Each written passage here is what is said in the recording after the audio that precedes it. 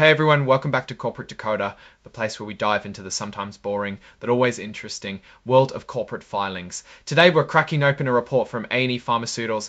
Get ready for a wild ride where we uncover stock plans, authorized shares, and of course how they all voted. Before we start, if you appreciate getting straight insights from corporate documents, make sure you're subscribed. We also have a Discord community linked in the description below for even more in-depth discussions.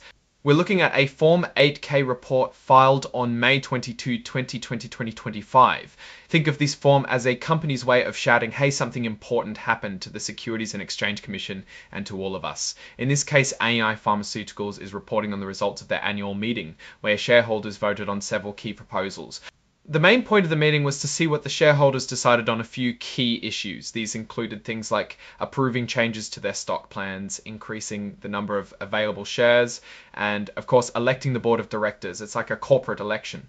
First up, the company asked its shareholders to approve a new version of their stock incentive plan. This is basically a way for A&E to give employees shares of the company as a reward or incentive, hoping they will work even harder. Stock plans are like corporate carrots, dangling the promise of ownership in front of employees to keep them motivated. What's important is the shareholders said yes, meaning A can now use these updated stock plans. Next, shareholders voted on another plan related to stock. This one's about letting employees buy company stock at a discount. It's like a company store, but instead of groceries, you're buying a piece of the company. Again, the shareholders approved it. Then there was a proposal to increase the number of authorized shares. This is where things get interesting. Basically, the company wanted to increase the number of shares they are allowed to issue from about 33 million to 66 million. This doesn't mean they're issuing those shares right away, but it gives them the flexibility to do so in the future. Think of it like expanding the number of seats in a stadium so they can accommodate more fans, in this case investors. Now let's dive into the actual voting results. This is the juicy part where we see what the shareholders really think. First, the shareholders voted on who should sit on the board of directors. These are the people who oversee the company's strategy and make big decisions. All 8 nominees were elected, which means the shareholders were happy with the direction the company is going. Next up, shareholders were asked to ratify or approve the appointment of EisnerAmper LLP. Ampere L is the company's independent accounting firm. This is important because it's the accounting firm's job to make sure the company's financial statements are accurate and reliable. Think of them as the financial referees, making sure everyone plays by the rules. The shareholders voted overwhelmingly in favor of keeping EisnerAmper. The shareholders also voted on the compensation of the company's top executives. This is called a say-on-pay vote, and it's a chance for shareholders to express their opinion on whether the executives are being paid too much, too little, or just right. It's an advisory vote, meaning the company doesn't have to listen, but it's a good way to gauge shareholder sentiment. In this case, most shareholders approved the executive pay packages, though there was a sizable chunk who voted against it. Remember that proposal to increase the number of authorized shares? Well, it passed.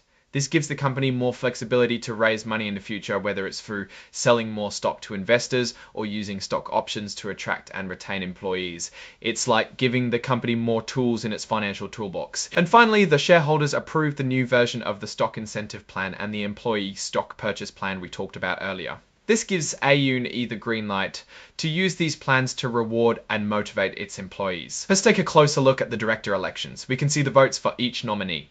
For example, Thomas Hackey received almost 16 million votes in favour, with only about 285,000 against.